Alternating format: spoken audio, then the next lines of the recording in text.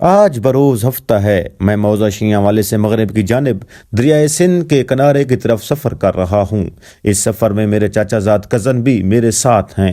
ہم دونوں کشتی کے ذریعے دریائے سندھ کے دوسرے کنارے جانے کا ارادہ رکھتے ہیں۔ ہم پکی سڑک کو پیچھے چھوڑ رہے ہیں۔ یہاں سے تقریباً 3 کلومیٹر کے فاصلے پر دریائے سندھ آباد ہے اور یہ سڑک کھیتوں میں سے گزرتی ہوئی دریائے سندھ کے کنارے تک جاتی ہے۔ دریائے سندھ کے آس پاس کے رقبے خوبصورتی اور زرخیزی میں اپنی مثال آپ ہیں۔ کچے کے علاقے کے یہ رقبے زرعی پیداوار کے لحاظ سے ملکی معیشت میں ایک اہم کردار ادا کرتے ہیں۔ ان علاقوں میں زیادہ تر گنا، گندم، کپاس، سورج مکھی، مکئی اور چاول کاشت کیے جاتے ہیں۔ کافی ساری مسافت طے کرنے کے بعد ہم بالآخر شیاں والے پتن پر آ پہنچے ہیں۔ اس پتن کو شیاں والے والا پتن کہا جاتا ہے۔ یہاں سے مسافر کشتی کے ذریعے دریا کے دوسرے کنارے آتے اور جاتے ہیں۔ دریا کا کنارہ ہونے کی وجہ سے یہاں دور دور تک آبادی کا کوئی نام و نشان تک نہیں تھا، لیکن مسافروں کے لیے السلام علیکم، میں ہوں نجف علی۔ آج ٹھنڈ بہت زیادہ ہے اور میں آیا ہوں دریائے سندھ میں۔ عارضی طور پر ایک چائے کا ہوٹل کا اہتمام کیا گیا تھا جہاں پر مناسب قیمت پر بہترین چائے دستیاب تھی۔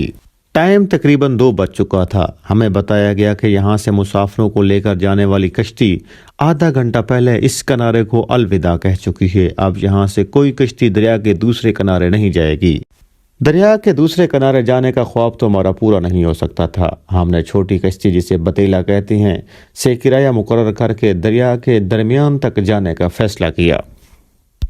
تقریباً 10 منٹ کی مسافت کے بعد ہم دریا کے درمیان حصے تک جا پہنچے تھے۔ پتن پر موجود لوگوں کے مطابق یہاں سے تقریباً 5 کلومیٹر کے فاصلے پر دریا کا دوسرا کنارہ واقع ہے۔ مقامی لوگوں کی روایات کے مطابق اس خشک حصے میں گندم، چنا اور مٹر کی فصل بھی کاشت کی گئی ہے۔ یاد رہے کہ ساون کے مہینے میں یہ دونوں کنارے آپس میں مل جاتے ہیں اور یہ دریا مکمل ہو جاتا ہے۔ اس سفر میں ہمارے ساتھ کشتی کا ڈرائیور بلو بھی شریک تھا، جو آدھی اردو اور آدھی سرائکی میں مزے کی باتیں کر رہا تھا۔ اس کے علاوہ اس دریا میں کسی قسم کا کوئی شور نہیں تھا۔ کبھی کبھار بھینسوں کے گلے میں باندھی جانے والی گھنٹی کی آواز سنائی دیتی تھی۔ ہم دریا سے نکلنے والی اس ریت پر تقریباً 1 گھنٹہ سے زیادہ پیدل چلتے رہے ہیں۔ یہاں پر 1 گھنٹہ گھومنے کے بعد ہم نے واپس دریا کے دوسرے کنارے آنے کا فیصلہ کیا، کیونکہ شام ہو رہی تھی اور سردی کی شدت میں کافی اضافہ ہو رہا تھا۔ میں کمال جانتا ہوں ان ملاحوں کی جو سارا سال دریا کے کنارے گزار دیتے ہیں۔ ان کی کل جائیداد کشتیاں اور دریا کا پانی ہوتا ہے۔ جہاں جہاں دریا کا پانی جاتا ہے یہ اپنی کشتیاں لے کر پانی کے ساتھ ساتھ چلتے ہیں، شکار کرتے ہیں اور اپنا اور اپنے بچوں کا پیٹ پالتے ہیں۔